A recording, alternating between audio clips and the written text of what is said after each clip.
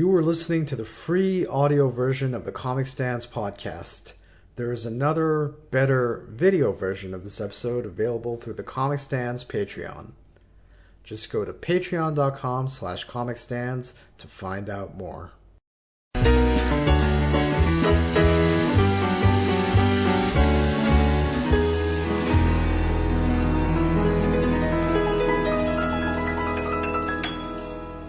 Welcome. If you'd be so kind, would you mind introducing yourself? I am Shannon Wheeler, cartoonist. And Shannon Wheeler, cartoonist, what would people know you from? I started off drawing underground comics, newspaper comics for my college paper, and then started doing alternative comic books, and then eventually did a few graphic novels, some comic books, and then started doing cartoons with the New Yorker. And of the cartoons and graphic novels that you've done, one in particular stands out as you sip from your coffee mug. I have to say that I am most familiar with your work for Too Much Coffee Man. Yeah, that's definitely the most popular comic that I've done is Too Much Coffee Man. So we will get to Too Much Coffee Man. I promise we won't dwell on it. But before we get there, you mentioned that you consider yourself a cartoonist. I'm curious, in your mind, what is the delineation between cartoonist, comic artist, and illustrator? Why do you consider yourself one? Or do you consider yourself all three? No, I've done work illustrating, but cartoonist, I think it was Wally Wood who said that a cartoonist is someone who can't write very well and can't draw very well. And I've always I appreciate that definition. It's writing and drawing, and it's the combination of those two things where they go together when they complement each other. That it really is a little niche field, being a cartoonist. It's real different than being an illustrator or a straight writer. And as you mentioned, you've worked in both single panel cartoons as well as multi-panel and multi-page comic books. Do you have a preference? Do you prefer one over the other? No. Single panels are in a way the easiest for me because it's just such a quick in and quick out, where I'll really obsess over how panels transition to try to make a longer story, and just more work.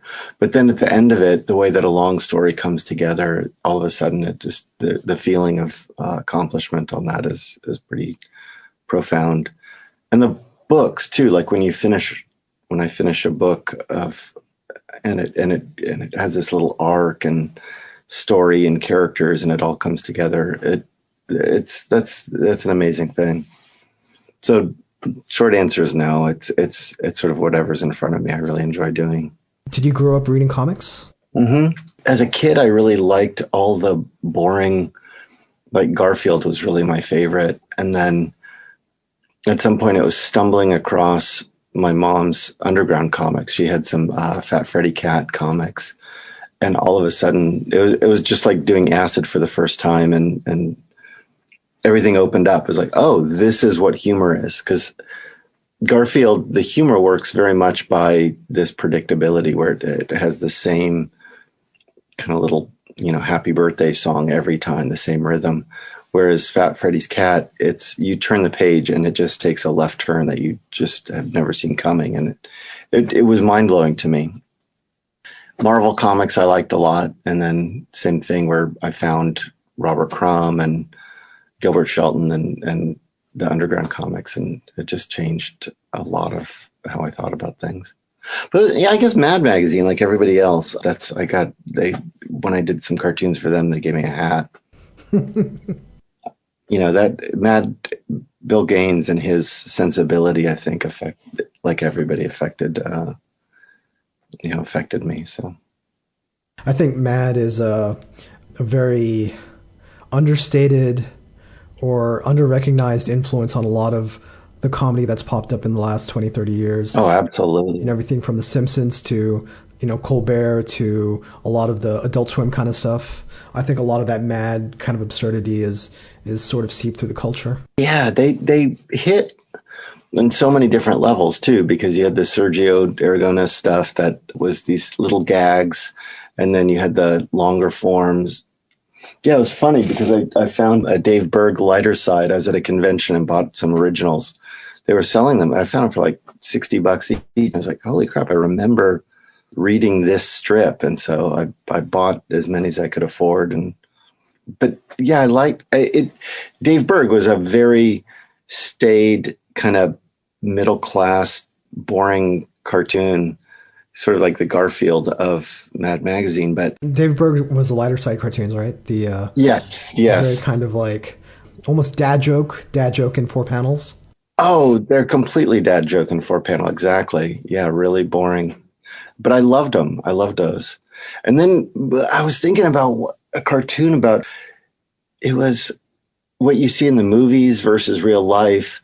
And it was about, I think it was like two people getting up in the morning, and in the movies they'd been out camping having an affair or something, and in the movies how beautiful and perfect everything is, and then in reality it talked about the bugs and they both looked terrible. And then it even talked about pregnancy, like where you have sex and in the movies you always get pregnant, but in reality, it just blew my mind. I was like, holy crap, like everything I thought about life was wrong. Like this, it was hilarious. Like that was perfect, man. At what point did you start drawing yourself? How old were you? I think it was when I started doing the comic book. I was doing a comic strip, and then I was trying to figure out, I was selling these zines, and I did a zine to promote a little book collection of my newspaper strips, the college paper strips. And so I did Too Much Coffee Man. And then that just, there was a local bookstore called Europa Books that started selling it. And the Too Much Coffee Man stuff started selling like crazy, like where I couldn't keep up. I was running them at the photocopy store, and I had a buddy there who was giving me color copies so I could do the cover and then an 8-page interior, and I was stapling them and doing everything by hand. And, I'd make a couple hundred at a time, and I just could. And so finally I went to a printer, printed up 8,000 of them, stapled them all by hand, sold all of those, did another 12,000, a second print run. And so I knew that I was going to do a comic book. And I thought, okay, obviously I've got to do Too Much Coffee Man. So I need to break it into, keep it interesting for me, because I can't just do sort of a superhero parody. That's why I broke it into 3 stories. So I had the cartoonist who's drawing the strip, a guy who's reading the strip, and then Too Much Coffee Man, the strip itself. So it was a deconstructivist swing at it. And that's when I really started doing autobiographical comics.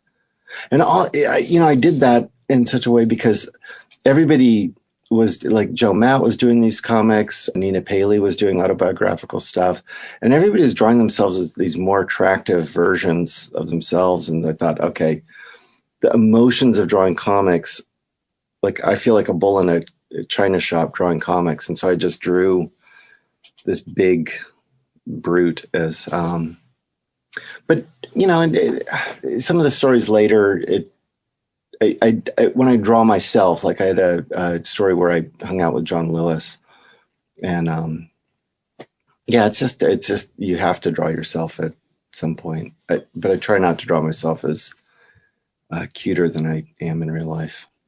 So Too Much Coffee Man was essentially autobiographical. A lot of, yeah. I mean, there's autobiographical elements, but then in that, like things that look like they're autobiographical are actually me stealing from friends of mine, and then things that look like they're ridiculous are actual autobiographical bits. There's one where Too Much Coffee Man fights a squirrel, and that's real. I mean, that I had a 3-month battle with this squirrel that was getting in my house. Catching flies, there's a comic where Too Much Coffee Man, a fly can, it's how to catch flies, and you can swing your hand and catch a fly, and it sees your hand and it jumps. So you swing and grab a couple inches above the table, and you start to close your hand about a foot before you hit the fly. There's some little tricks to it, but that was Deadhead taught me how to. When I was in Greece as a kid, traveling, backpacking around, and I hung out with a Deadhead for a month in Greece, and he taught me how to catch flies, and so that one's real. Yeah, it's all autobiographical, but hit and miss. I sort of couch it, hide it. So I promise everyone who I talk to about this podcast that there will be a lot of technique talk. So I definitely want to talk about how you approach the page. You work straight to ink, right? You don't do pencils first, or do you do roughs? I do roughs, and then what I've found is I used to use blue pencil a lot, where I would kind of put the skeleton down and then ink, because that saves you the erasing. I was finding that erasing on inks, it was just really time consuming. A lot of times it would pick up some of the ink. So I used to use blue pencil. These days I've been using light tables, but the roughs are pretty rough when I'm inking myself. I like the immediacy of trying to get as much, like being in the moment and seeing and just feeling what you're drawing. There's just the look and weirdness of ink straight to paper. It has an energy to it that I like a lot. So it's trying to figure out how to that sweet spot in between, like where you're not killing your pencils with inks. But the light table's been great because it just saves a lot of time and paper. Was it a hard transition to go to move to digital? Thought about it, but there's something that I just love about inks, and I do draw it in digital, and I do coloring digitally, and then I do all the layout digitally, so I'm not averse to it. But I love cross hatching. I love the line, and what I said about how inking pencils, you don't want to kill that energy, and I just feel a lot of, at least for my stuff, it's like when I look at some digitally created comics, I just, it looks like it was created digitally, and it's like CGI, where I just feel like this technique is really going to date the era. It's not going to age well.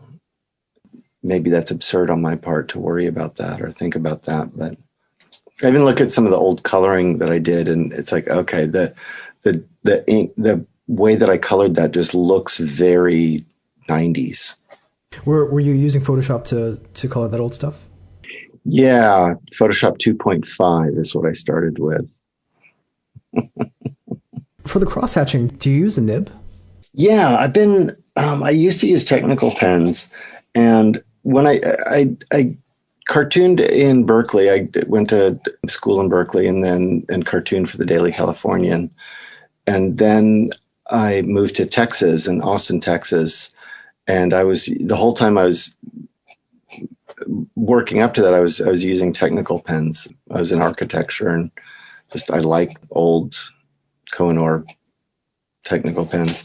But then in Texas, I started hanging out with cartoonists who are much better than myself. Like who's there? Chris Ware, Robert Rodriguez, who's the movie director now, a guy named Tom King, who ended up animating on not The Simpsons, but the sci-fi Simpsons.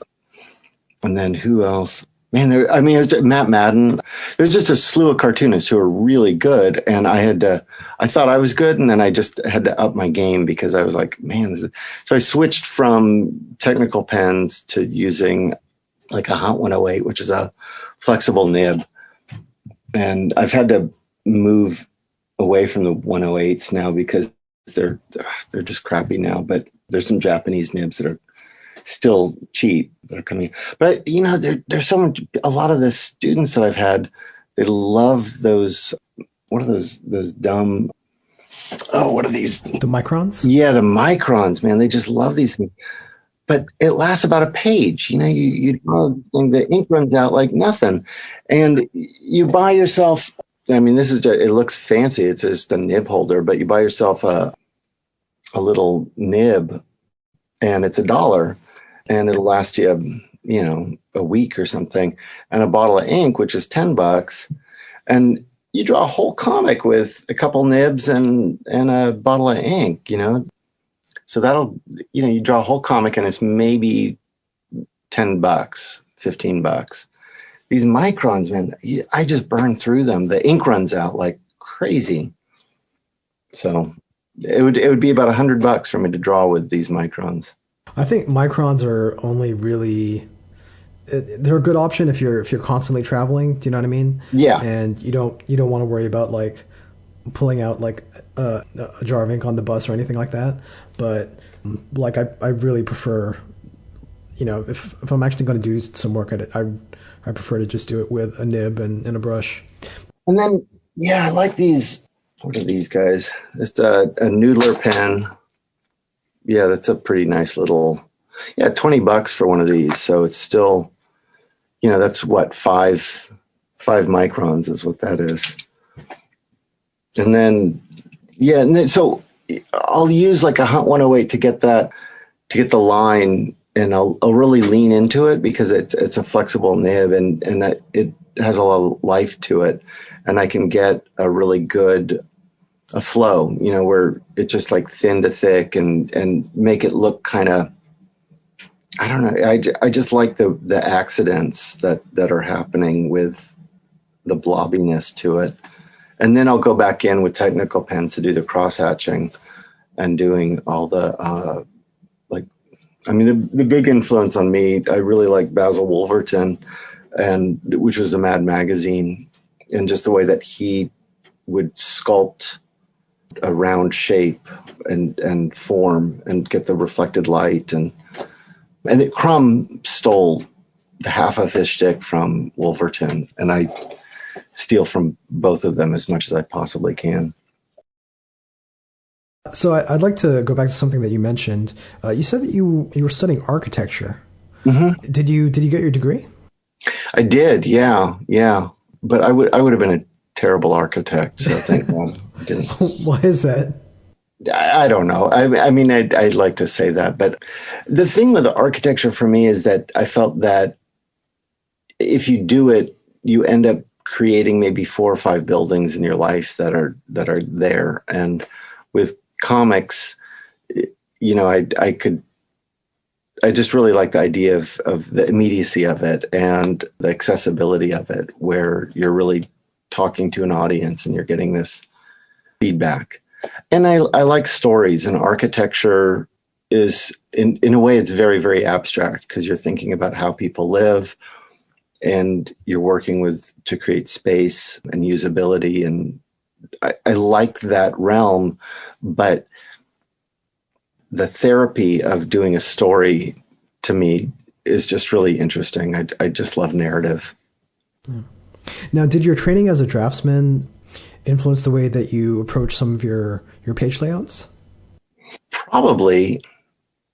One of the things that I liked, I had a lot of teachers that they like the way that they taught would say, here's a problem, and then they want you to think about the problem and solve it in the abstract before committing to doing anything. So you had a problem of, you want to design a stoa, like a Greek. That was a Greek term, fancy term for architectural space. So they want you to think about what a stoa is, what it means, what the space is, and then defining how to define the space and construct it. So if there's thoroughfares, how to deal with that. If there's usage thing, how to deal with usage. So that's influenced me, but it was really like cartooning at a place with, Chris Ware, he's looking at a page and breaking it down and saying, okay, what are some weird little interesting things I can do on this page? And that's where my cartooning education came from, was just working with in the same vein as, or the same place as these other people that are, like I said, just really top notch. And at the time too, I just thought, other cartoonist, not a big deal. And now in retrospect, it's like, oh, this is a world class, world class cartooning. That no wonder they were light years ahead of me, because they're light years ahead of everybody. So when did that first Too Much Coffee Man zine come out? I want to say 91, 92. Okay. Yeah. So that was an interesting time period, because you talked about Too Much Coffee Man as being autobiographical, but it has elements of satire of the superhero industry that was exploding at the time. And even as a zine, a lot of that culture, just because I'm involved with the underground music scene, and so I know like there was an explosion of zines from all over the world, and people like trading tapes and all this stuff that was happening. Yeah. When did you realize that the character was catching on, and that people were really enjoying or really connecting to what you were doing? Partly it was doing a newspaper strip, and I would meet people. So at the Daily Texan, they were running maybe 8 strips or 10 strips on a page, and I was one of those, and it was a real popular page. Cartooning was a thing, and I would go to parties, and people would, oh, what comic do you do? And I have the one with the talking dog in it. Oh, yeah, I think I know that one. And so, I thought, man, I got to sort of up my game and do something that's more iconic and do something that has more of a hook to it. So I put together that book of, what is it, Children with Glue. Yeah, Children with Glue, this one. And it collects a bunch of the newspaper strips that I'd done. And then I thought, okay, I got to do mini comics to promote it, because I thought if people buy a 25 cents or a $1 book, 75-cent book, they'll then come back and buy the $5 book. And so I did all these mini comics, and it was kind of like I threw a bunch of darts, and the Too Much Coffee Man dart was one that it resonated with people. And then I had the mini comics, and it's like the mini comics were just selling so much better than anything else I had done. And so I just thought, well, I can walk up a down staircase, or I can just do more Too Much Coffee Man. And I thought it was a one-off gag. And so doing another one, I was like, how do I do this? How do I keep it interesting? But it just kind of unfolded, where it tapped into something emotional within myself. It's like, oh, this is, for one, it's id, where impulses are acted on without constraints of super ego. And then it's also this intellectual, where he looks at problems and solves them, but he's also kind of an idiot. So that combination of being intellectual and idiot was something that really is very autobiographical. So it tapped something within me that I didn't expect it to tap. And, I don't think I could have kept doing the comic and even now, like, I do it when I want to and feel like it needs to be something real. I can't, like, oh, let's just crank out. There's another Spider-Man due. I'm going to do another Spider-Man story, invent the villain. And I'm always trying to figure out a way to break the pattern. That I like the Fabulous Furry Freak Brother method of, like, hey, let's break down the formula that we've used and do something different each time. It's just to keep it interesting and real for me.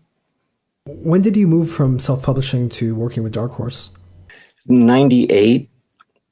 I was putting together, I'd done a bunch of self-published comics, and I did a couple stories in Dark Horse Presents with Too Much Coffee Man. And I started putting together a book, and I was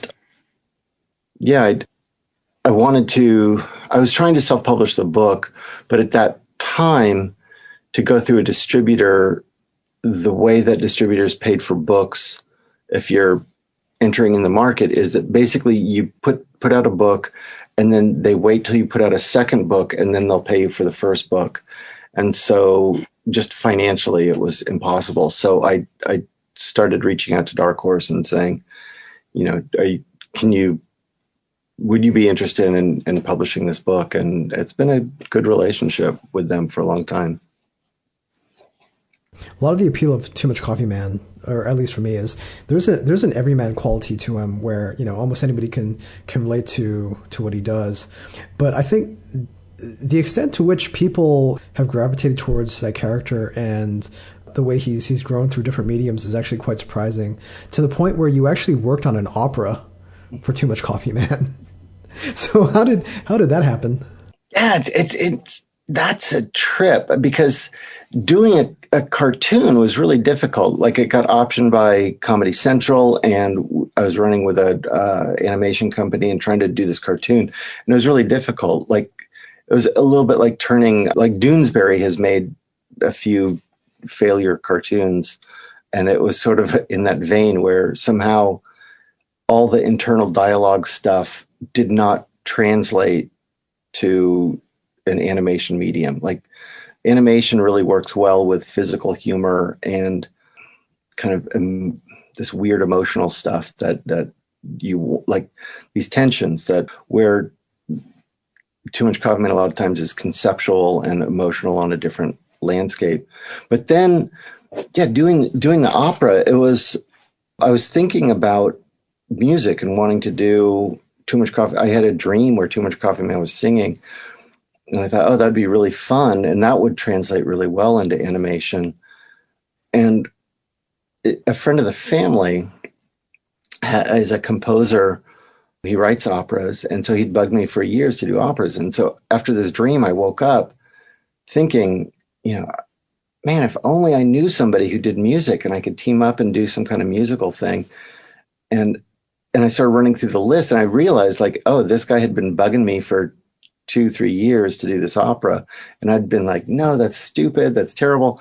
But then the dream, and I was like, oh, this is in my, this is right in front of me. So yeah, it's just me being an idiot again and having this opportunity and not really paying attention to it not appreciating it till. So I sent him a little libretto. I'd written an ode to coffee on one of the coffee cups.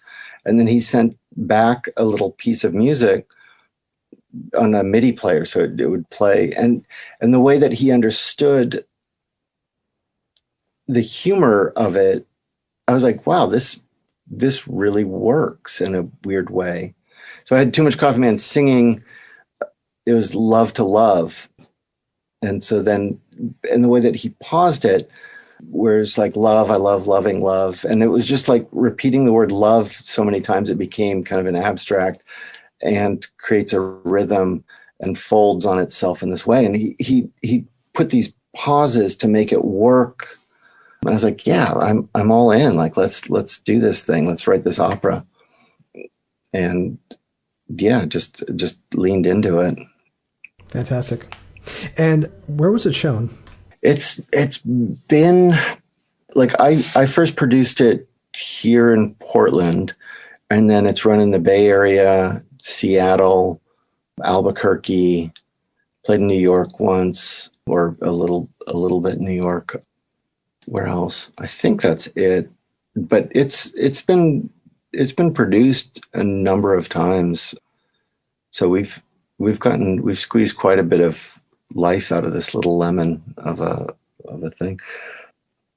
Yeah, I mean, and what the other thing that really worked about it is that Too Much Coffee Man is so much about these internal feelings, like this exaggeration of stressing out about how to eat at a dinner table, or loving something and it doesn't love you back, and then pondering, like, why am I not getting this thing that I want to get, this love or attention, and that's opera, like the opera is very much, singing past the salt, or, I love this person and she doesn't love me back and I don't understand. And then here's this third person, and and it's all about each person singing their internal like, here's what I am feeling, and I'm going to have an aria about how much I hate my job.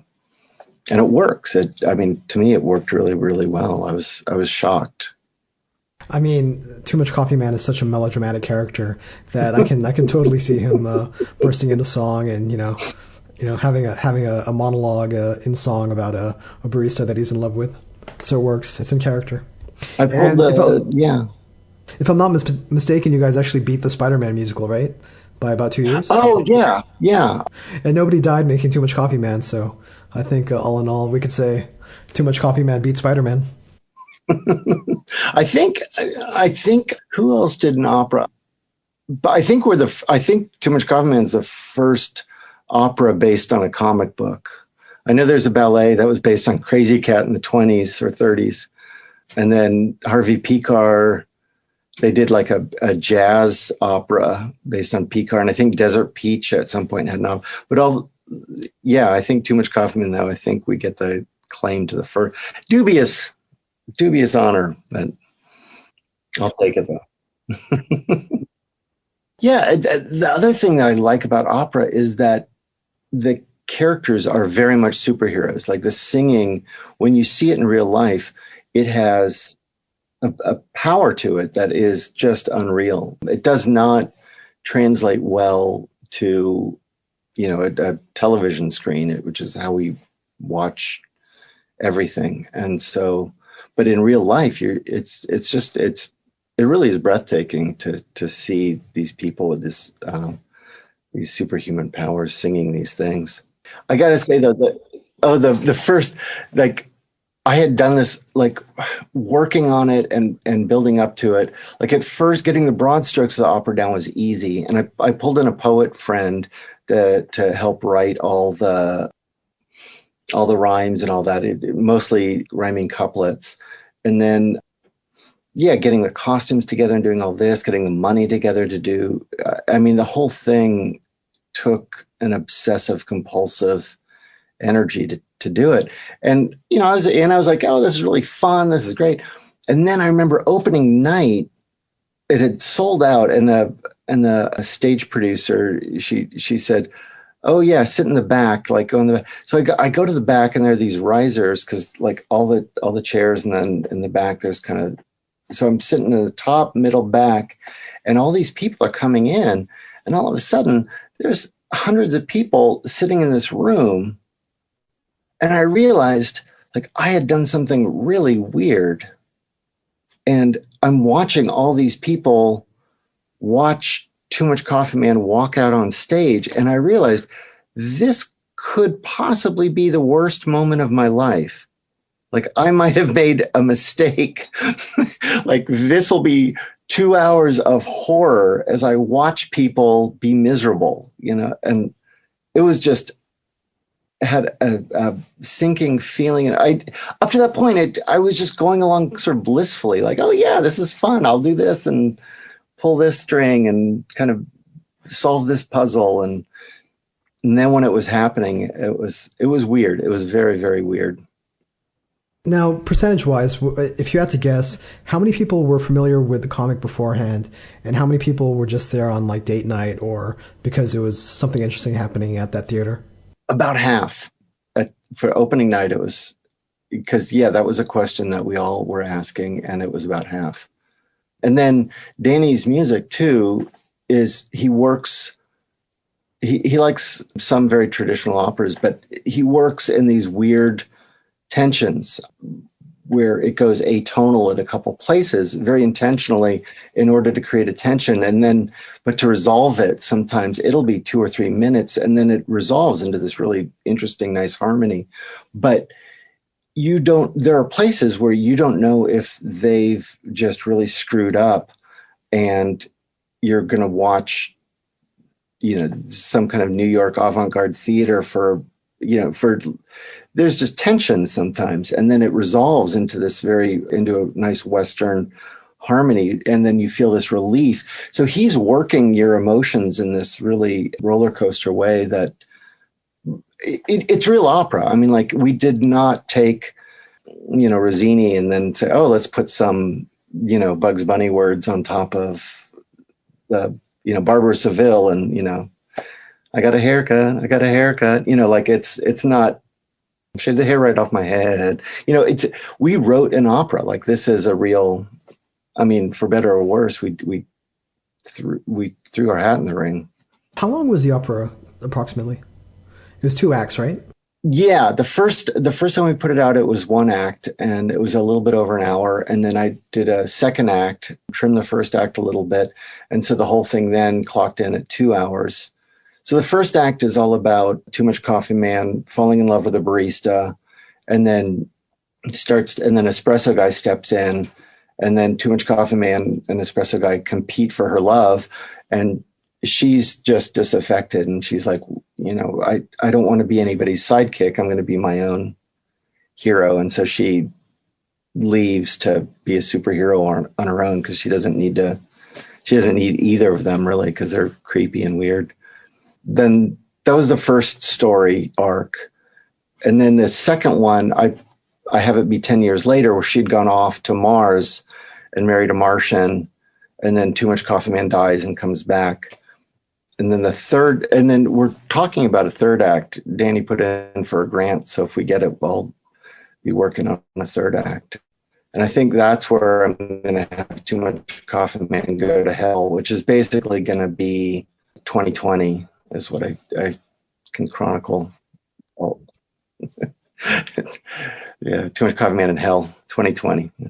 Well, speaking of hell, thank you for the segue. Actually, this ties into a couple of the books that you've done recently. But one of the books that you did recently was a collaboration with Mark Russell.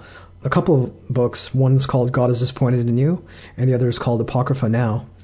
Tell me about these two books and why you decided to embark on this project. Oh, those are great. I just loved working on this so much. In my life, I've wanted to read the Bible for years, and then I was hanging out with Mark, and we were at a bar, and I was asking him about Job, because to me, Job is the dumbest story ever. Like, it's God who basically tortures, his biggest devotee. And it's just, it's absurd. It's like, how do you sell a religion saying that your God is going to torture you? Like, it just didn't make any sense. And it's like, why is this story relevant? It just seems like a story about, God being an a-hole. And Mark, so we talked about this, and Mark was saying, well, the best interpretation that he's read was one where it's not about God at all. It's really about man, and that we have an incomprehension of God. And you need to look at it purely from the point of view of man, that the God aspect of it and the bet that God makes with the devil is kind of irrelevant. It's about a personal struggle and blah, blah. Anyway, we talked about this for, 4 beers. And I'd liked Mark's writing. We'd hung out, before, and he'd done these stories about Superman. He'd done these other comics and short stories. And I was always just bugging him and saying, hey, if you ever have a project that, like, let's do something together. But then talking about the Bible, I thought, here's a chance for me to read the Bible. Like, I hadn't to that point read the Bible, and I've tried a few times. But I thought we could do the whole Bible, and it would be really interesting if Mark would write it up in short little chapters for each book. Then I could have a working understanding of this piece of literature. And he grew up Pentecostal, so he thought that rewriting the Bible in short bits would be easy. And so he said, sure. Of course, he was drunk like me, but then we started it, and we thought, like, yeah, this will be, I'll do these cartoons, and he'll rewrite the Bible in just short bits. And so for me, it was a way to learn about this, to learn about the book, and it was great. I really liked it, and we took it real seriously, and we thought it was maybe a 2-month project, and then it turned into, I don't know, 2 or 3 years or something. We worked on it. But we really wanted to do justice to this piece of, writing that's, and we wanted it to be understandable. And I wanted to understand, like, okay, what is Hosea really about? And I want to understand what Hosea is, or Leviticus, or all these different books, because I think it's had a cultural, it's defined our culture in many ways. And I think it's important to understand these things. Now, were you guys able to go all the way from Genesis to the book of Revelations? Yeah. Yeah. We went through, the whole thing. And then some of them, at first, we were trying to do it where each book was reduced down to 4 paragraphs. But some of the books, like Genesis, it's sprawling and it just moves through just a ton of characters. And then other books like Hosea is real short. And so then we kind of gave up some of the structural stuff, started to feel like, okay, what does this need? And then, but still trying to keep the whole thing so it clocks in at a digestible meal. Yeah, it was good. I mean, because what's funny is now I'm watching these dumb, the serial killer movies, and they're like, oh, he's writing Euripides on the wall, and it's like some quote from, and they're like, oh yeah, I know that quote, I know what that's referencing, I know. Or when the asshole that gets on the Supreme Court, Kavanaugh, and he's like quoting, so seeds in the wind and you'll reap a whirlwind. I mean, basically it's a vengeance quote, completely asinine. But I know that, it's like, oh, that's from Hosea, and his wife is cheating on him, and this is about having faith in God, kind of, but this quote is about vengeance. And I was like, that's not a good sign. And you followed up God is Disappointed in You with Apocrypha Now. Tell me about the stories in Apocrypha Now. Apocrypha Now is kind of like the table scrap, like it's the bits that aren't in the Bible. So there was a Council of Nicaea, and they said, this is Bible, this is not Bible. And they said, burn everything not Bible. And so they figured out what the canon would be, because there's all this weird stuff that was written about the same time using the same characters, like Jesus as a kid. And they said, this is weird, burn that. And the intellectuals at the time were like, I like how even 2,000 years ago we had producers giving notes, right? Exactly. Like this doesn't follow the character arc, and I don't think the audience is going to follow it. Just take this out of the script. We don't want Jesus as a kid in this Bible, because as a kid he was fallible, and he did things like kill his friends, and he took the mouth off his teacher's face. Like, he was sassing off to the teacher, and the teacher told him to shut up and sit down.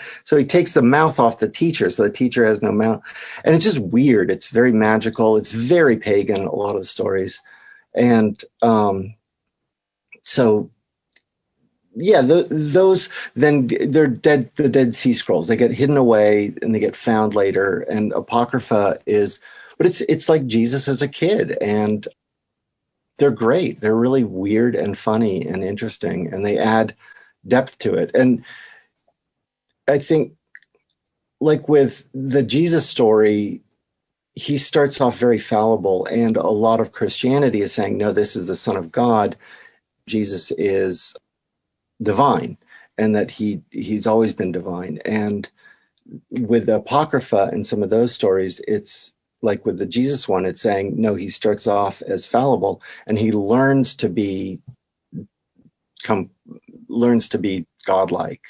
And so it's more like the Buddha, and it's very Eastern in that sense, where it's one of essential, you slowly learn to be better. And so I can see why they'd want to burn it.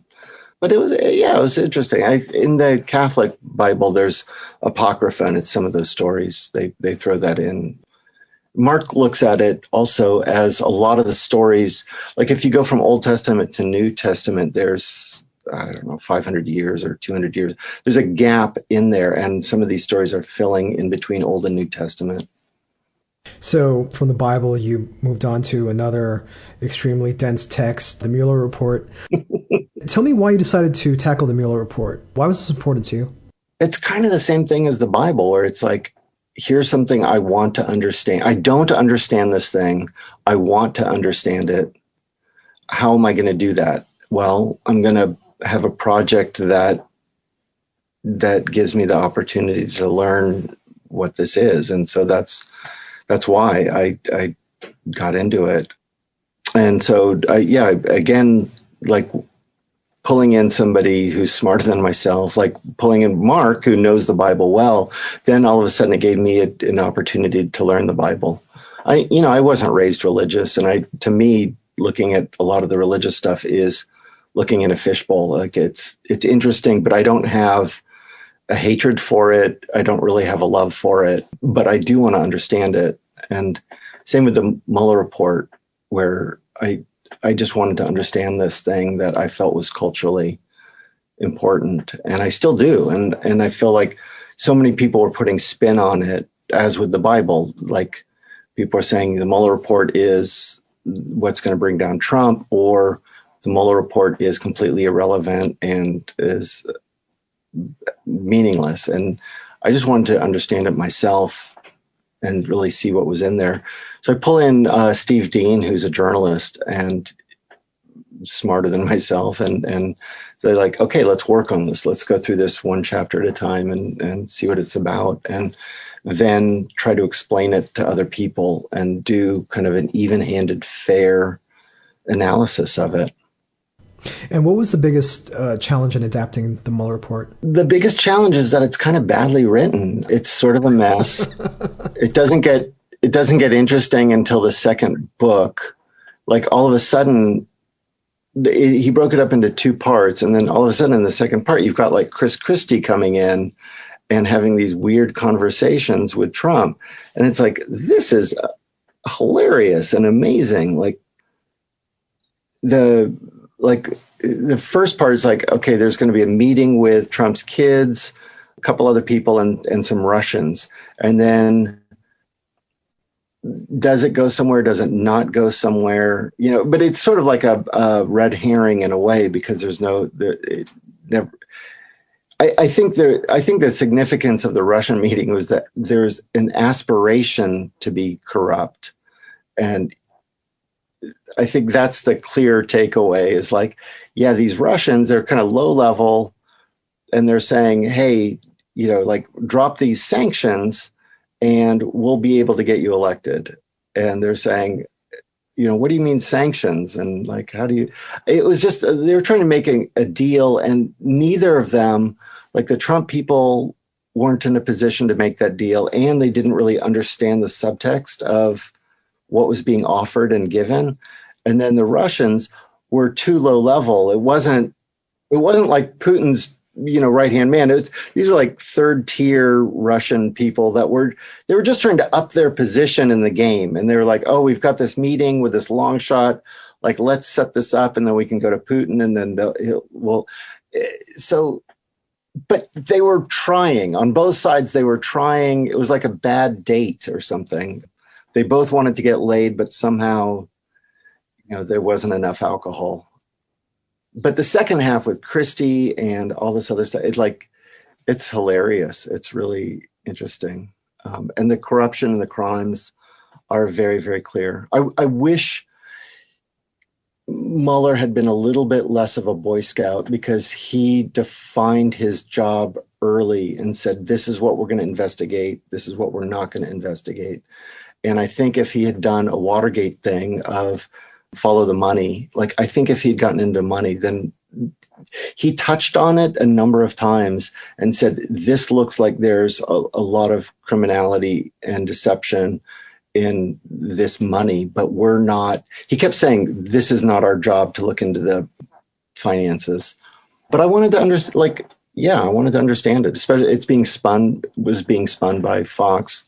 And even now they say they always add on that term, the irrelevant Mueller report, or the deceptive Mueller report, or the pack of lies Mueller. I can't remember the exact, but they always, whenever they mention the Mueller report, they always attach a word to it that's very op-ed, very strong opinion piece to kind of, but I still think it's a pretty significant piece of, I thought this is the scandal of the century, like what Trump did, colluding with the Russians or whatever, trying to collude. All of his behavior, I thought, this is worse than, this is the worst crap I've ever seen. It was offensive and corrupt and bad. And then he had the Ukraine conversation with Zelensky where he's extorting, he's like telling this guy, basically offering him a deal and threatening him.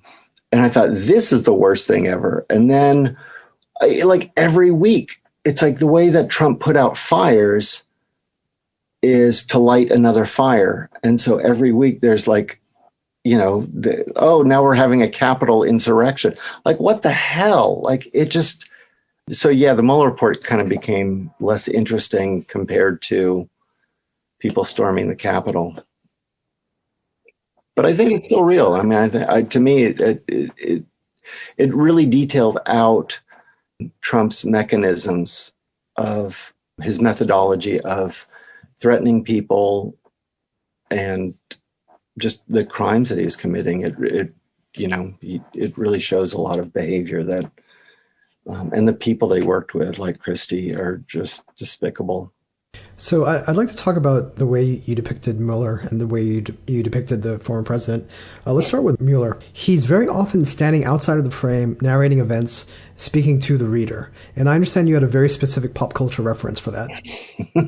Yeah, I love the Dick Tracy stuff and the way I just felt like Trump and his crew were, mumbles and prune face. And it just fell into the Dick Tracy template really cleanly. And Mueller is just full on Dick Tracy of the way that they would set up a situation and then Mueller working through it.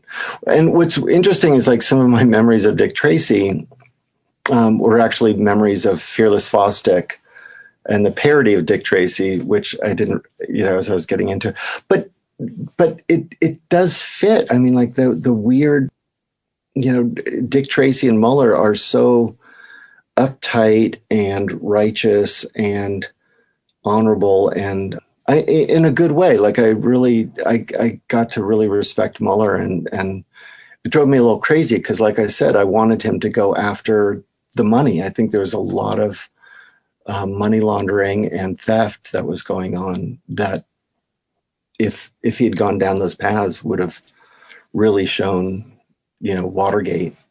But like Dick Tracy is like, my job is to get mumbles, like I'm not going to go after whatever the other, crime is.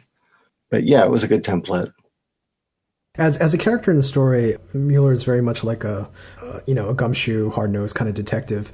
But as the narrator of the book, there's something very Rod Serling about him. Yeah. Where he's presenting, imagine a world where none of the rules apply.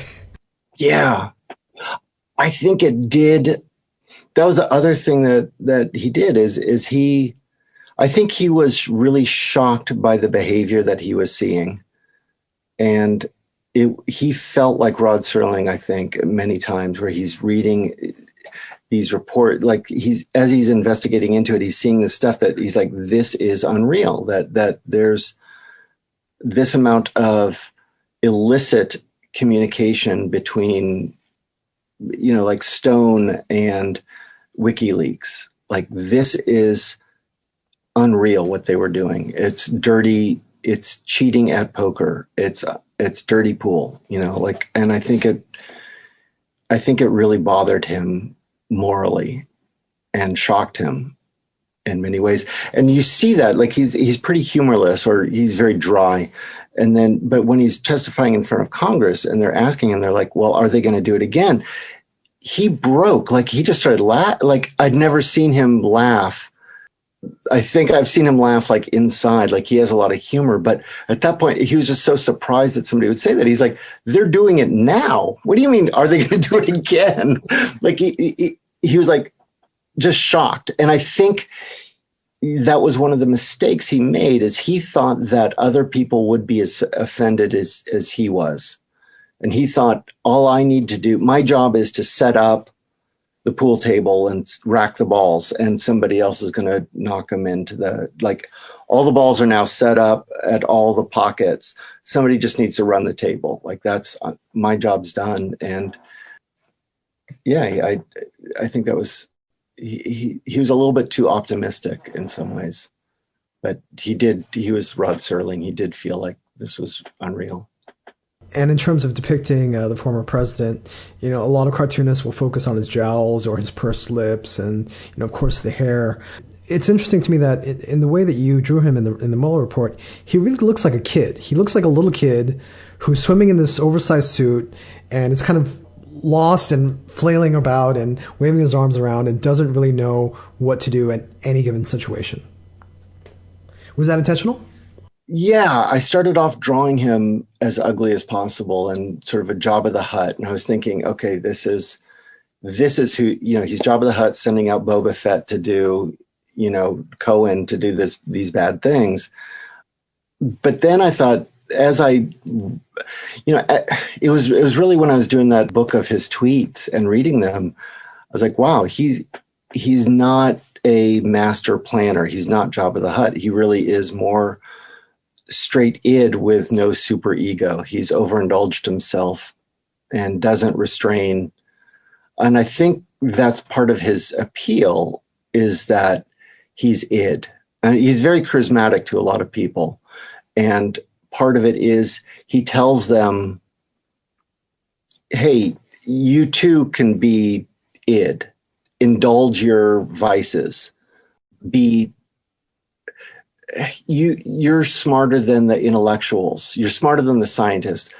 If you see it snowing, why is there global warming if it's snowing? And that kind of logical thinking is what he indulges in. And he tells other people, hey, you don't need to rein in your behavior. You don't need to drive a smaller car. Drive the bigger cars you want. It doesn't harm anything. And I think that's when he as a character started to make sense to me, where he is 5 in a lot of ways. He wants to sleep with a porn star. He does it. He wants to, he's a kid in a candy shop. He goes into the White House. He has 2 scoops of ice cream at every dinner. Exactly. Yeah, that's right. And that is a child in many ways. He didn't understand the gravitas and the responsibility of a situation, partly because I don't think that he has empathy for other people. And so that allows him to behave without repercussion. There's repercussion, to feel like there's no repercussion. Like he'll say, yeah, do this thing, because he doesn't think about how he just doesn't care how it's going to affect, yeah, we're going to have a healthcare plan. It's going to be better than the Democrat. What it is, I don't know. And he's lying. And he doesn't really care about the healthcare plan. All he cares about is undermining his enemies, what he perceives as enemies. Now, did you hear from anybody who works in government or law enforcement after this was published? Did you get any feedback? Not much, a little bit. People said they liked it and it was a good understanding of the book. So we've gotten some good feedback, but it was just like the Mueller report, like we got the thing out and then there's another, all of a sudden there's he's being impeached.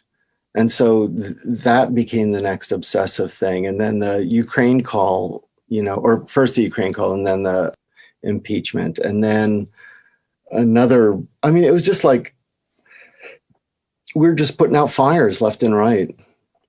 So it didn't have the impact that I'd hoped it had, but I didn't know that there would be 4, outrageous, like there would be 4 things more outrageous following. And man, who saw that Capitol attack coming? I still think we're processing as a country and like I look back, it's like somebody sends a friend request and I look at their photos to see, sort of who they are, if they're interesting or whatever, if they're hot, so I'm going back through these photos and it's interesting because on everybody's timeline, as you go back through their older photos, like, food eating, vacationing with girlfriend or boyfriend, whatever bullshit things. And then Capitol attack, like it's marked everybody in the same way. Like we all have a little inoculation scar of the Capitol attack. And it's just, I think we're processing it still. So, the Mueller report was specifically about politicians and politics, but do you consider yourself a political cartoonist? Do you consider No, your work political? No? I mean, it is incidentally and accidentally, and I'm interested in some of it. Lately, I've been sort of annoyed. Like give me Bernie Sanders and I'm all in. And I'm kind of I'm interested in some of the, I guess, the social aspects of it. Like it's interesting, like the Bernie brothers, that negative spin is a way to dismantle Bernie Sanders. Like, wow, they really figured out how to create a stereotype of Bernie brothers to undermine. Like they throw one pie at him of he's a communist, he's a socialist, he's going to tear down the American system. That doesn't quite stick. It does with some, but then the Bernie brothers is another way another pie they threw. So I'm sort of interested in those mechanics of like what, or like calling the Mueller report the irrelevant Mueller report and always attaching a word to it to manipulate culture. I see politics as an aspect of culture, and I'm kind of interested in that in that angle. I do think it's important to call it there's just a lot of self-serving liars in politics, and it's nice to I don't know. Yeah, it pisses me off. So, but there are people that are really good at it, like Jack Oman or somebody who really has this profound understanding of politics. I dabble. So, speaking of politicians, in Memoirs of a Very Stable Genius, you relate a story about John Lewis. Actually, two meetings with John Lewis. Can you tell me a little bit about that story? Because John Lewis passed away about 6 months ago, and I think he was very recently on a lot of people's minds. Yeah, nice guy, super nice guy. It was just, I guess the first March had come out about a year before, and I wind up at a party with the publisher, and so I'm standing next to him, and all of a sudden it's like me and John Lewis just standing there chatting, and I hadn't read his book yet. I didn't know that much about him. Now it just seems like, oh yeah, John Lewis, and we all know the Wikipedia page. But then I was just like, oh, okay. And I knew he grew up in the country. I knew his civil rights. And I was just looking for something to say to him. And I just thought, like as a white guy, what can I say? And I was running through these different things like, oh yeah, in Berkeley, growing up in Berkeley, we changed the name Grove Street to Martin Luther King Street. And then all the police started referring it to MLK, which is Milky Way, because it's Martin Luther King Jr. Way. And then they're calling it Milky Way. And then they got told not to. I was like, well, that's sort of a funny story about, I was like, but absolutely not appropriate. And then I wanted to ask him about, like, were they really recording Martin Luther King? Like, they have all these recordings of him having sex with white women. Like, no, that I can't ask him about that, although he probably knows something and it would be really interesting. But okay, that's off the table. So it's just like running through, what can I say that doesn't make me a complete asshole, right? Like, and I was coming up dry. And my grandmother grew up on a farm, and I thought, here's a commonality. Like, he grew up on a farm, my grandmother grew up on a farm. Maybe there's some common ground that I can kind of have with him. And my grandmother used to kill the chickens. So I started going on this long story about how she'd killed chickens.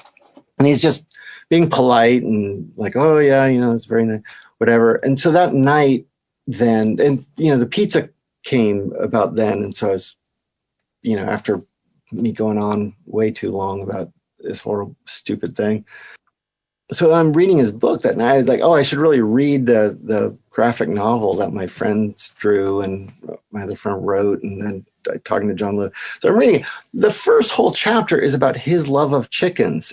And I was just like, man. So, like, even if you disregard the subtext of my white grandmother killing chickens and then him being a poor black guy loving chickens, I mean, just if you let go of that, just like if you let go of all the subtext, just on a pure level of, here I am talking about killing chickens to a guy that chickens inspired him to go into civil rights. Like, he would protect the chickens. When they died, he felt such a empathy. He would read from the Bible and give them little funerals, and he wouldn't eat chicken. It was just like, this is what made him go and understand how to protect other people. And here I am saying, yeah, just kill him. She just killed him left and right with nothing. It's just horrible. So anyway, that's a nice little John Lewis short story about being a complete idiot. And, but he's so nice about it. Like, there he is talking to me, and I talked to my buddy who's his assistant, and he goes, yeah, as stupid as you were, Lewis, he dealt with people that were much, much worse than you, where he'd be shaking somebody's hand who was a full-on Southern racist, and the guy saying, racism has ended. Look at us just standing here shaking each other's hands as if we're just equals. And that just means that everything's, and he said that Lewis dealt with that level of indignation and horror. And so I'm just like a speed bump on this. Like, what I did was nothing compared to the embarrassment that other people have put forward. So it made me feel a lot better.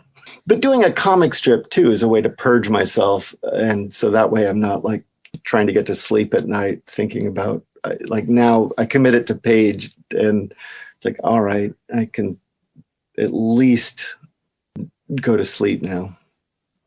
Catharsis.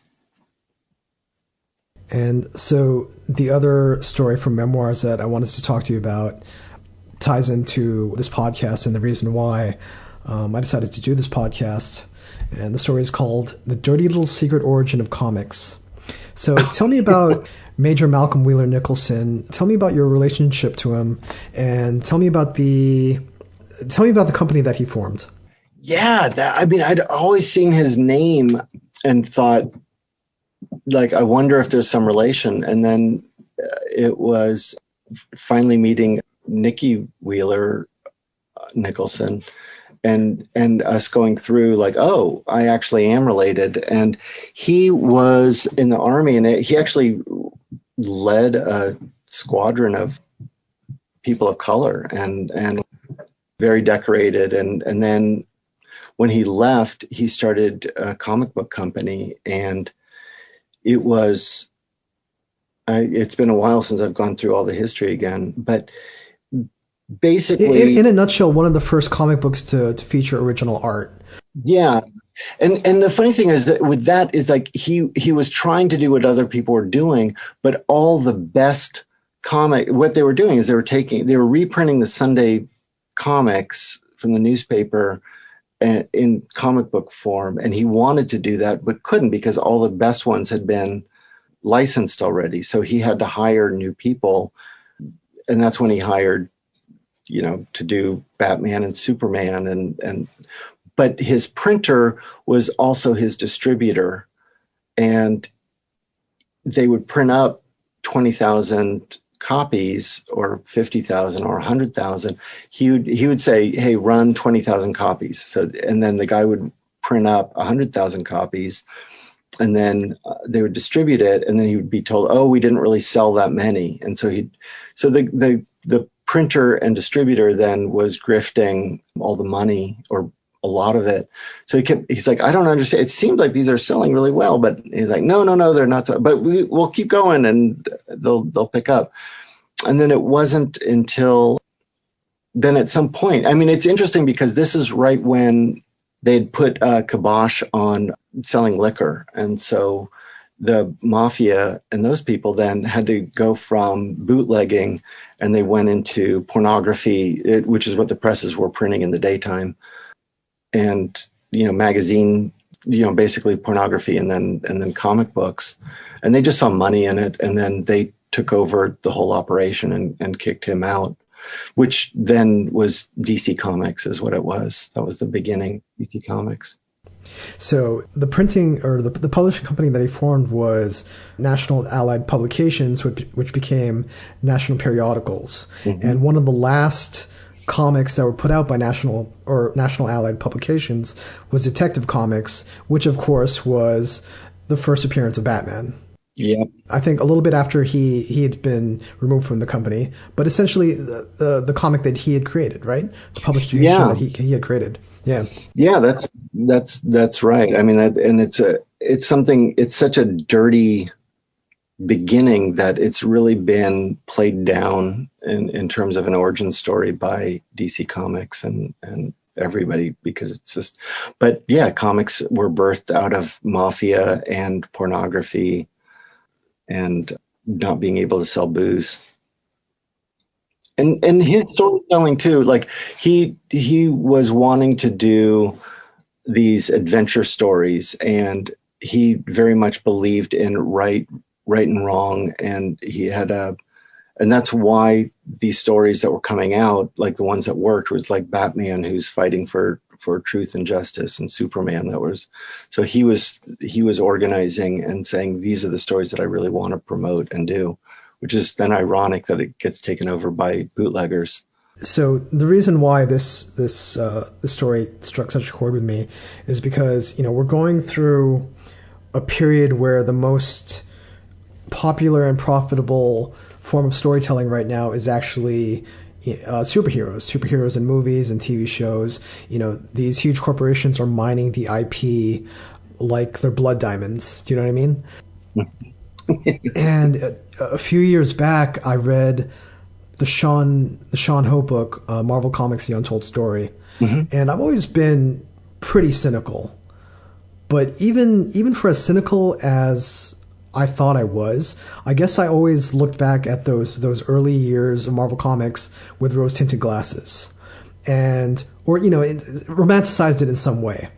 And as it turns out, the industry has always been kind of slimy. Yeah. It's always been very driven by marketers who didn't really care about the product, owned by various companies who didn't really respect the medium, and worked on by guys who, for one reason or another, ended up working in comics probably out of necessity and not necessarily because they loved it.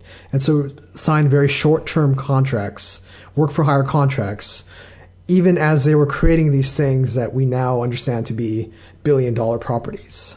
Yeah. So I just and that's essentially. I mean, I think you can hear it from my voice, and I think everyone can hear it from my voice.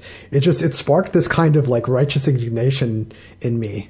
As somebody who really read comics, not really because I cared that much about what happens to Daredevil, like what's going to happen to Daredevil or Spider-Man or whatever next week, but it was because of the art, it was because of the writing, it was because of the creators.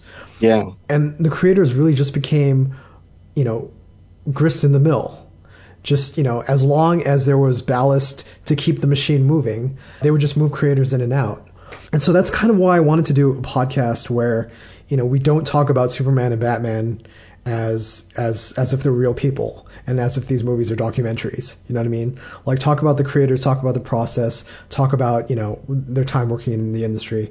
Because those are the stories that I think are the most important. I think those are the stories that people need to hear. So I've never understood about Stan Lee is like I sat on a panel with him once, and the guy sort of puts equal energy into selling, a refrigerator as a spaceship or something, like or a used car. He was pushing Stripperella when I was on the panel with him, and it was really weird because I think some of the Fantastic Four stuff that impacted me as a kid, it's like the pathos that he put into The Thing and Silver Surfer, and then like here's the coming of Galactus, where basically they're supposed to be fighting God, but some of the understanding that he had of The Thing and the anger and the frustration, or the heartache and the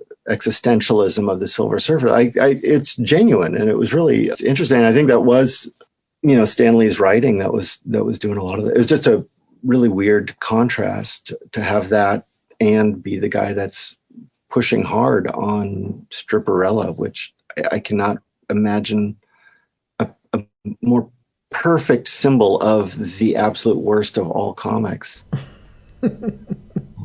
But I mean, that's one reason why I liked, like the '90s, that explosion of underground comics is like, and one reason I like comics is that it's really open and available to people writing and drawing. And so you have, weird Robert Crumb stuff, Gilbert Shelton stuff, or what they were publishing in Mad Magazine, like all that, or Sherry Funny and National Lampoon. I mean, like, this is just, it is so real and genuine, and it's not IP to be mined. It's a very personal, genuine story, and it to me, like, that is literature, and that it's so available to anybody to do. I really appreciate. I mean, I'm turning into a bitter old man, but you've been working in the industry for a long time. Is it inherently exploitative, or is there still avenues for someone to create something that's personal and unique and find an audience? And like, is that element still there? I don't know. I mean, I've managed to sabotage every sellout opportunity I've had, and so I think, I've had offers with Too Much Coffee Man where, it's like, I mean, even the animation thing where that could have been a cartoon, it's like all of a sudden it started being not funny, and I didn't like the direction it was going in, and I just couldn't work on it, and I should have, I guess. Yeah, I think absolutely. I mean, like, if you're not gonna take the sellout opportunities, then it's a long, slow hustle. But yeah, I still put out a comic book and sell 10,000 of this or a book, or, like, and I'm doing what I want. So yeah, I did the Mueller report. I did the Bible. I did, I'm working on some autobiographical stuff now, or the opera I liked a lot. That wasn't meant to be a moneymaker. Like, I mean, opera, give me a break. It's absurd. Yeah. So yeah, I think the short answer is yes. I mean, we still have photocopy machines, and now, like, I do up a book and I can take it down to, if I want, I take it down the street to Minuteman or whatever copy shop, and they'll print up books for $1 each. I mean, it's amazingly cheap. And then computers, if you're starting to do a webcomic and put that out, I don't see a revenue stream in it, but it's available to find an audience. So yeah, I think it's a golden age in a lot of ways still. I mean, it's not to borrow too many cliches, but all the old paradigms were destroyed, right? And so it's kind of like the Wild West out there, where people are figuring out new ways to get themselves to their audience, and the rise of the webcomic and webcomic artists is heartening to me. Honestly, one of the most fascinating things to me is this meme culture that has popped up, where people will take words and pictures to tell stories, and sequentially, you know what I mean? Like, yeah, pairing 3 or 4 images together to tell a story sequentially with writing overlaid on them, which has been the medium for the entirety of its existence. Like, people rediscovered the comic book or the comic strip without realizing they had done it. Yeah, that's true. Memes are full on comic strip, and it's completely democratic now, and in the small d, where anybody can do it, and that's kind of an amazing time for that. Durf complained that it killed the editorial cartoons, because all of a sudden anybody can be an editorial cartoonist. Here's a picture of the Capitol, and then he put a little thing underneath it, and so he was sort of lamenting it. But yeah, and yeah, I mean, when I did Too Much Coffee Man #1, there were so many comics coming out. The month that I put that out, people were saying, "Do not put out a new comic." It was more comics had come out that month than any other month previous. not in quantity, but in terms of different titles. Like it was an explosion of black and whites, and they were saying that it was so competitive. And I sort of, what I've taken is like, it's always the worst time to do something. And so, yeah, it's more difficult than ever to do a comic strip or comic book, but it's always difficult, and you always have to figure out an angle and way to do it. So tell people what you're working on currently and when they can expect to see it. Yeah, I did. I guess it's sort of like meme Too Much Coffee Man in a way. My years of silent seething didn't have the result I'd hoped. So it's just these little one panel things. So that I'm starting to figure out, like, what do I want to do with that Too Much Coffee Man single panel stuff? But the longer form that I'm doing is, my dad was he had a commune in the 60s, and I want to talk about that, is sort of the opening up of this land and allowing all these people to live there. Then me being a kid and seeing some of that, and sort of the idealism of the 60s and where that went. And then later, when I was in college, I rented a room. My buddies and I rented a house, and we rented it from what turned out to be leader of the Black Panther Party. We didn't really know it at the time, but Huey Newton was my landlord for a bit then. So I want to talk about the Black Panthers and that sort of the idealism of that. And then when I was a kid, my mom took us to see Jim Jones, so I have memories of Jim Jones, and then obviously before the Kool-Aid massacre. But so I'm tangentially related to these three idealistic, we want to change culture movements, and where each of those three things went and what happened. And so it's a little bit of a sprawling piece, but that's what I'm working on. And it came about with the death of my dad, and then sort of the shutting down of what was left of his commune. And so a little bit, to me, it's like what mainstream culture is, and then what counterculture is, and how those two things relate. And when can people expect to see that? Probably in about 5 years, 10 years. I don't know. I'm banging away on it. I have a rough draft, and I'm starting to do a second draft. Dark Horse is very sympathetic and indulgent of publishing my stuff. And so I've got that lined up. I like my editor a lot there.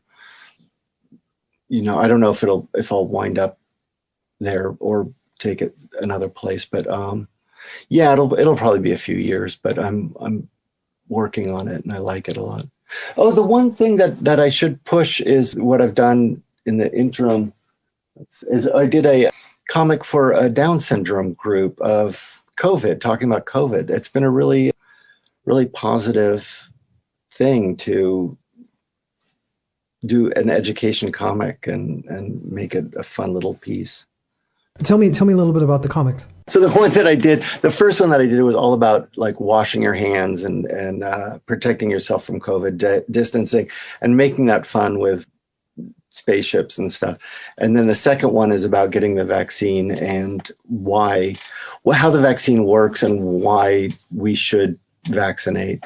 So they're kind of toss-offs in terms of, quick in and quick out. But to me, that really it's the same thing as the Bible and the Mueller. It's like comics to me are ultimately about education, and that's what I want to do with the culture counterculture one, with Black Panthers, Jim Jones, and Commune. Yeah, just like an education, like how do you make this? How do you teach something? Cool. And is this publicly available? Like, how can people see this? Yeah, I should put that up on my website, which is toomuchcoffeeman.com. So before I let you go, if you'll indulge me, I'd like to tell you a story about a coffee mug, a very, very special coffee mug. I'd love it. This was a coffee mug that I had in college. This was a very serious coffee mug. And it's not an exaggeration to say that this was the greatest coffee mug I've ever owned in my life. If anybody remembers the old Geico commercials from about 20 years ago, where there's a comically oversized coffee mug, this was that kind of coffee mug. And this was a coffee mug that, of course, held coffee. It was a coffee mug that held soup, occasionally used to boil pasta in the microwave. This was a very loved coffee mug. And, it signified that, once it was in use, that serious work was about to be done. Now, unfortunately, as life transpires, the coffee mug was left with a girlfriend who became an ex-girlfriend, and I was not in the country, and so was not able to reacquire the coffee mug. And for the last almost going on 20 years, I've assumed that this coffee mug was gone and just lost, like, youth or innocence or, giant-sized X-Men #1.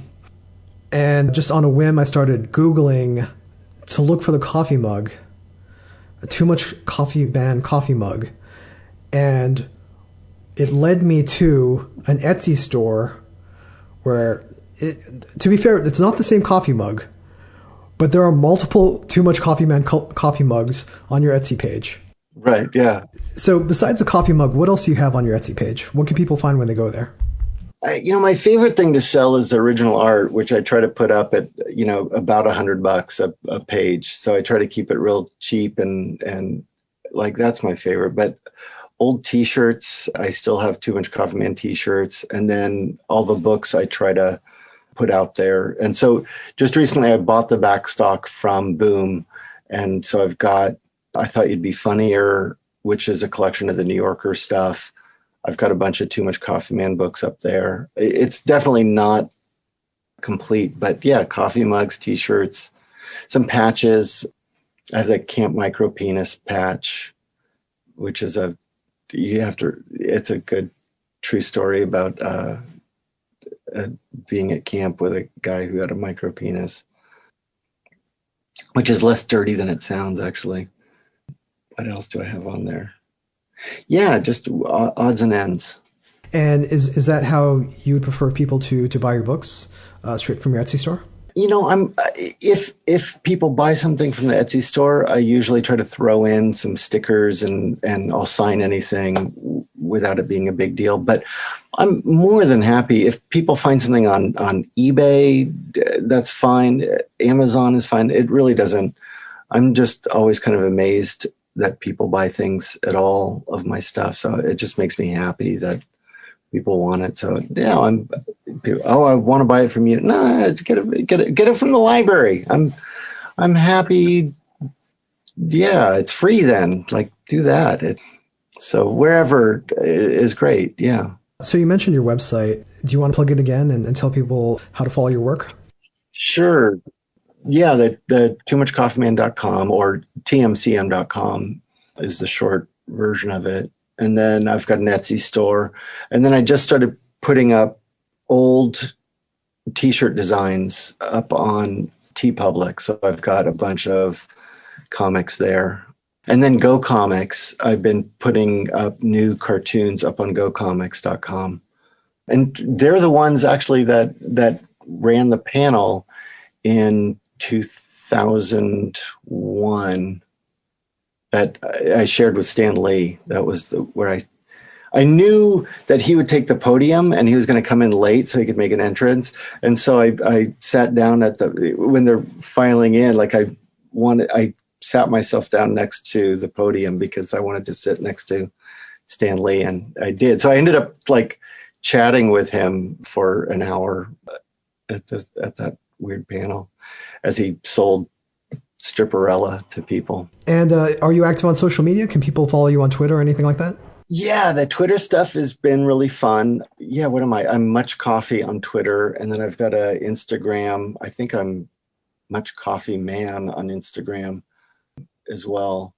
And yeah, they're both. The Twitter's been a blast because somebody will make a joke, and then you can start this round robin riffing on it, and I put little gags and little ideas, and I'll just test sort of ideas on Twitter. But I've really liked it.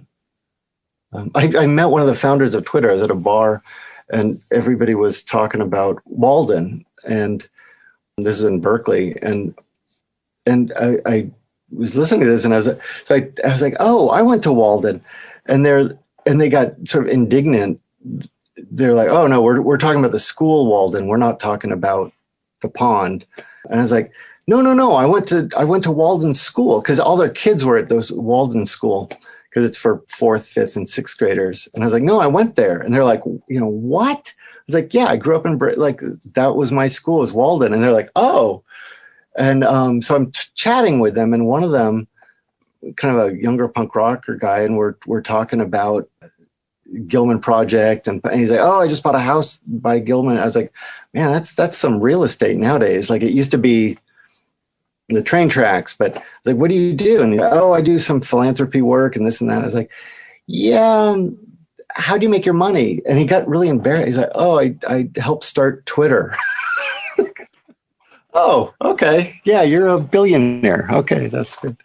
But I like the gag aspect of Twitter. It's a fun, in quick, out quick, say something stupid, joke with your friends.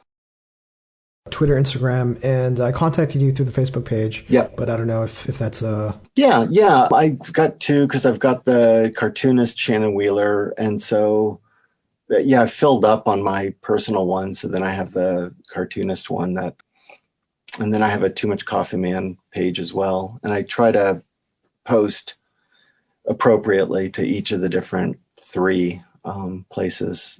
The personal one I sort of doing less and less with. And are you still contributing to the New Yorker? Some. I took a break to do Mueller, and it's a lot of work to do the gags each week. I'm thinking about going back into it, but it's been about 8 months of a break.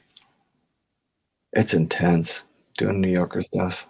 Why so? If you have time to tell me. Yeah, absolutely. Because you really have to sit down and think and allow yourself into the space. And so they want generally 10 submissions a week, and they should be kind of zeitgeisty. And yeah, it's a headspace. To me, like, a good New Yorker cartoon is one that is very minimalist in what it is, but it's implying a narrative that leads up into it, and then implies a narrative that follows it. So if you look at a successful single panel cartoon, it's extending an imaginary narrative in both directions, past and future. And your brain is having to spin these ideas. And so to craft that kind of puzzle takes a commitment. And then to do 10 of them to submit is pretty intense. And then to sell one out of the, every few weeks or something, it's a lot of work for the return. But I like it a lot. But I want to get these narratives. I want to dive in and get I liked doing the Mueller, and I really want to get into doing this autobio book about, Huey Newton and Black Panthers and Wheeler Ranch. Very cool. Is there anything else you want to say, or anything else you want to tell people who are listening to this? No, I think, it's about, it's been a fun ride. I've really, I probably would have been more successful if I had just stayed in a track and just done, Too Much Coffee Man and put out 300 issues and did a single arc or something. But I've really liked moving around and doing an opera and doing a Mueller report and working on the Bible. And so to me, it's been a real, I feel really lucky to have been able to do these things, and I really like it. So.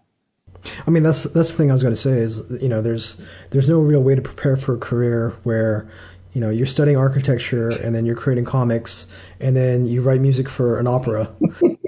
You know what I mean? Like, it's an amazing range of skill sets that you've had, and amazing number of media that you've worked in. It's just being absolutely ignorant. I did one of the little gags I did was with great ignorance comes great confidence. And yeah, it's just I started that opera not knowing that it was going to be a lot of work. And same with New Yorker. It's like, oh, I'm just going to do this thing. And I didn't really think about how I was going to have to rethink the way I looked at the art form of comics. And I did. I had to really tear everything down and then rebuild it all. And but it's, it's good to be stupid in that way, I think. Very cool. Thank you so much, Shannon. I love it. Thank you.